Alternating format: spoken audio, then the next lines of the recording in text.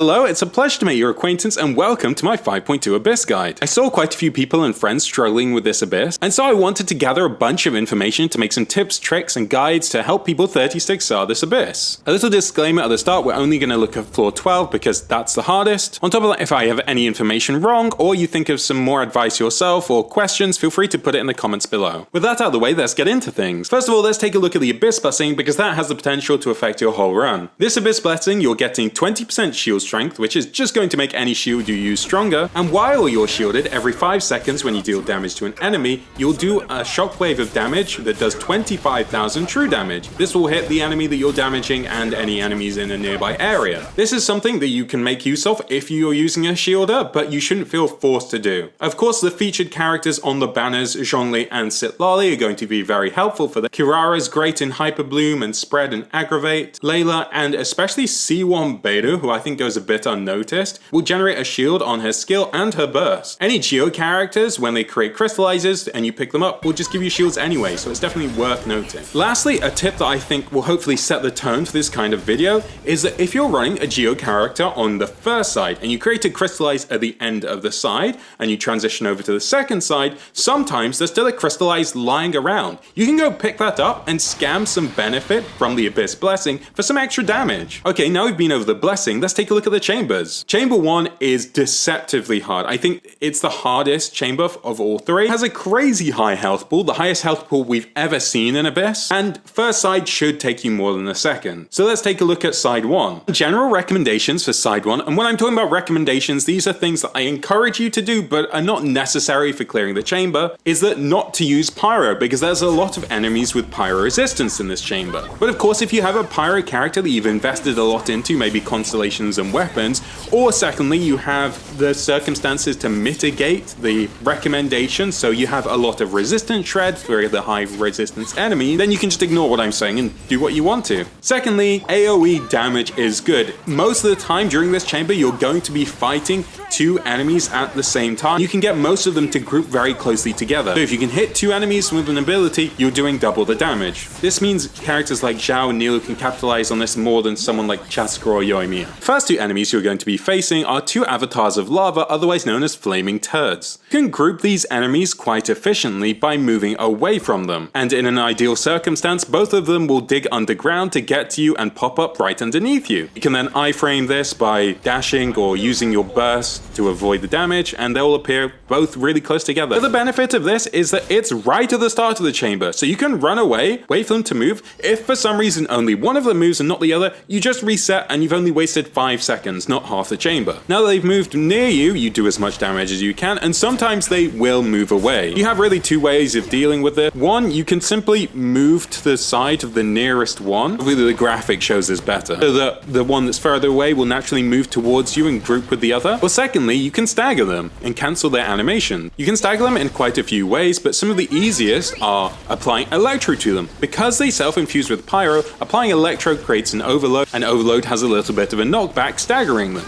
The second way is to use characters that naturally stagger enemies, such as Wanderer's charge attacks. You should also try to capitalize on that self-infusion of Pyro if you can by bringing Hydra or Cryo characters. Hydra or Cryo characters will then get free vaporize or melt reactions on the enemies, getting extra damage. Lastly, they also have high pyro resistance, as I mentioned earlier, so be aware of that. So you've dealt with these 2, what comes next? Next you have 2 Eremites that spawn those little pesky pets. This time we have a Pyro and a Dendro one. I wouldn't worry about the resistances too much because while they naturally have higher resistances to the elements that they are, when you defeat the pets they lose this resistance, and in fact lose a lot more resistance to the elements that they are, so it evens out. Anyway, positioning is quite important for these Eremite. You'll first want to move near to them generally so that the pets spawn nearby them and move towards them so they're also grouped. If you go stand next to the Floral Ring Dancer, that will group the most enemies. This is because a little later the Scorch Master, the Pyro version, will do a teleport nearer to you, and if you're able to defeat the pet after they do this move, then both the Eremites will be super close together. And then after you defeated them, you have the Consecrated Beasts appear. We have a Pyro Vulture and a Hydro Crocodile. Naturally have high resistances to the elements that they are. These are quite annoying to fight. The Crocodile itself will move around a lot and staggers you if it rolls into you, and because it generally moves around a lot, I found during my runs that it often dodges more damage that I'm doing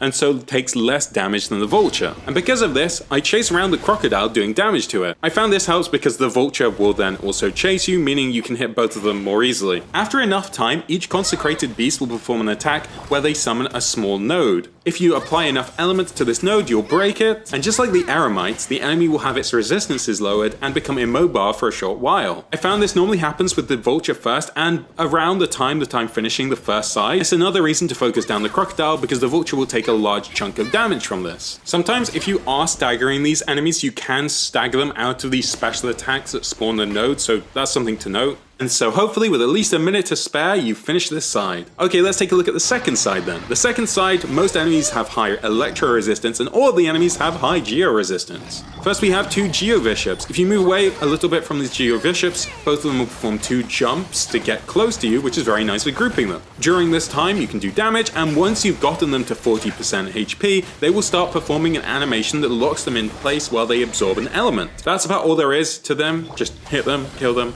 and then you're up against the Primo Geo Bishop. Primo Geo Bishop, just like most bosses that you'll fight during this abyss, has really high resistance for the first few seconds. This means don't waste your big damage as soon as it spawns. Use this time instead to set up buffs like Farina Burst or Nahida Burst that don't do any damage, or use your abilities on the enemy to generate particles and energy so you're ready for when you can do damage to them. If you start out with big damage like a Raiden Burst or Navia shots, it just becomes null and void. Apart from that, it's mainly just a big bag of health. There is one specific mechanic that you need to be aware of though. This is that it will do a breath attack at some point and it will give you a warning that if you have a shield, you're able to reflect this damage. So again, a shield is encouraged because after this, it reduces the enemy's resistance by 50% for 5 seconds. Now, if you don't have a shield yourself, there is another way of getting a shield, and this is also a way that can abuse the Abyss Blessing. When the boss attacks you with elemental electro attacks, it will apply electro to you. And then when the boss attacks with melee attacks, it will apply geo to you, and so it will create crystallizers off you. This also works if you're self-infusing elements, like applying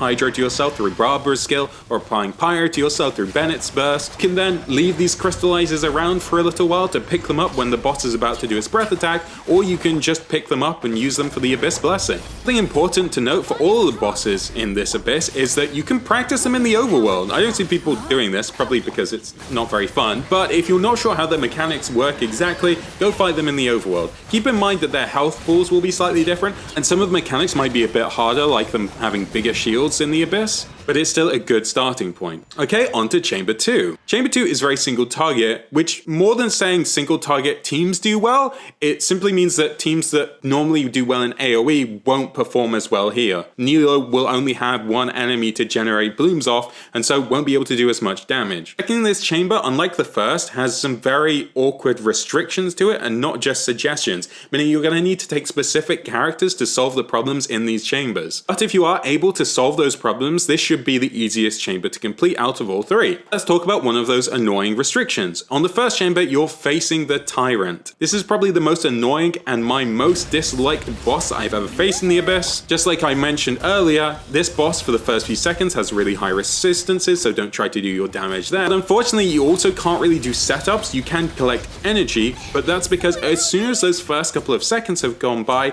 it will fly into the air and generate a large pyro elemental shield for itself. It will create this shield that lasts 90 seconds and is worth about 24 units of pyro. You can wait the 90 seconds for its shield to drop if you have very strong characters and don't want to do the mechanic, but that's going to leave you with a very short amount of time for the second side. And if you don't understand 24 units, it's related to gauge theory, which means every time you apply an electro reaction to it, it removes 1 unit. Every time you apply a hydro reaction, because it's forward vaporizing, it removes 2 units. Reverse reactions are 0.5, and so are swirl and crystallize. You can do this with Miko or Fischl or Lisa, but I found Hydro to generally be faster, and I'm sure you could do it with Cryo, but I haven't tested that. So what it does after it's created the shield is it flies really high up in the air, and so certain characters will be better at hitting it than others. I think the best character for this is Farina, because her summons are able to hit it no matter where it's flying about to, and because she's applying Hydro, it breaks the shield very quickly.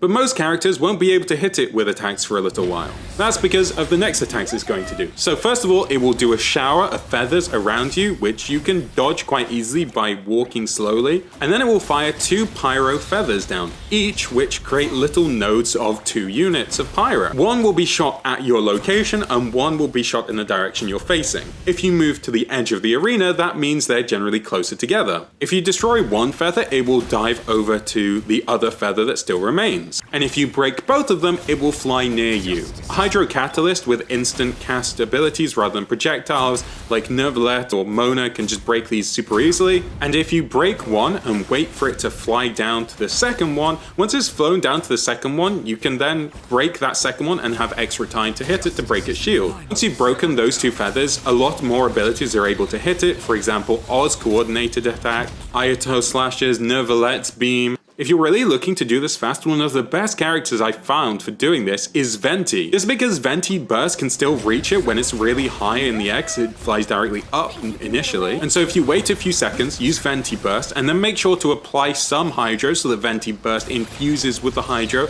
and not the Pyro from the shield that it creates on itself, you'll be able to get a lot of Hydro application to it and break that shield quite quickly. After you've broken the shield, it flops down and it's like a fish in a barrel, as in it raises its wings and slaps down to do damage, and doesn't really do much else. It's a very boring boss to fight. Okay, now we can talk about the second side. Now, the second side is what I think is a really interesting boss, the Papilla. The Papilla, as soon as the chamber starts, creates a bar that will gradually increase when you do elemental hits to it. Unlike the previous shield that you were fighting, this is not elemental application. Not when a reaction takes place, but every single hit you do of an element. For example, all of Jincho's rain swords will count as 1 hit each. You have 15 seconds to do 72 hits to it, and Night Soul counts for 3 times the amount. Physical doesn't count for anything because it's not elemental. We'll talk about the best ways to break it in a second, but let's take a look at the consequences either way. If you break it, it will have reduced resistance for 12 seconds and go into this bulb-like form. After that, it goes back to a normal 20 resistance. But if you don't break it, it will have very high resistance, 70, and deal a large amount of damage to you, which will often one-shot characters if you haven't shielded up, and continually do damage to you, ignoring shields. On top of that, the damage from the attacks that this boss does is quite high, so be aware of that. The spin from the flower or the aim blade drake, the head swings of the chicken, some of them can really kill your characters quite easily. I think after it's done 4 attacks and transformed into 4 bosses, it will revert to the flower-like state, and just after that it should teleport back to the middle again in the flower state and regenerate a shield. And so you'll have to prep for that check a second time.